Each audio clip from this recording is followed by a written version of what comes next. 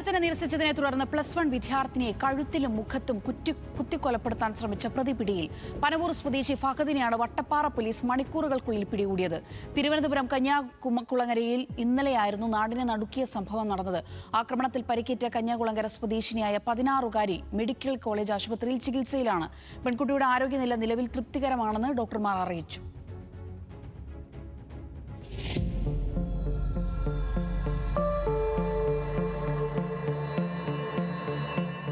പ്രണയപ്പകയിൽ തലസ്ഥാനത്ത് വീണ്ടും ഒരു പെൺകുട്ടിക്ക് നേരെ കൂടി അതിക്രമം. കന്യാകുളങ്ങര സ്വദേശിയായ 16-കാരിക്ക് നേരെയാണ് ക്രൂരമായ വധശ്രമം ഉണ്ടായത്. പനവൂർ സ്വദേശിയായ ഫഹദ് എന്ന യുവാവാണ് പെൺകുട്ടിയെ കാറിലെത്തി ആക്രമിച്ചത്. പ്രണയാഭ്യർത്ഥന നിരസിച്ചുള്ള വൈരാഗ്യമാണ് ആക്രമണത്തിന് പിന്നിലെന്ന് പോലീസ് പറയുന്നു. കാറിലെത്തിയ പ്രതി പെൺകുട്ടിയെ തടഞ്ഞു നിർത്തി കുത്തുകയായിരുന്നു. പെൺകുട്ടിയുടെ ദേഹത്ത് 3 കുത്തുകളാണ് ഏറ്റത്. കഴുത്തിലും മുഖത്തിലും മുതുകിലുമായാണ് കുത്തേറ്റത്. ആക്രമണത്തിന് ശേഷം പ്രതി ഇതേ കാറിൽ തന്നെ സംഭവസ്ഥലത്ത് നിന്ന് അതിവേഗം രക്ഷപ്പെട്ടു.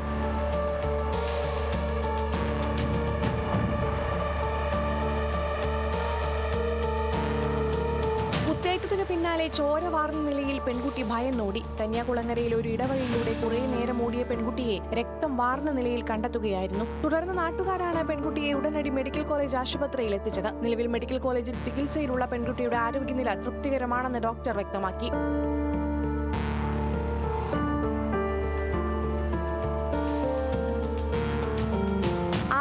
ശേഷം കണിയാപുരത്ത് കാർ ഉപേക്ഷിച്ച പ്രതി ബന്ധുവിന്റെ കൂടെ സംസ്ഥാനം വിടാൻ ശ്രമിക്കുന്നതിനിടെയാണ് വട്ടപ്പാറ പോലീസ് സ്റ്റേഷൻ പരിധിയിൽ വെച്ച് വലയിലായത്.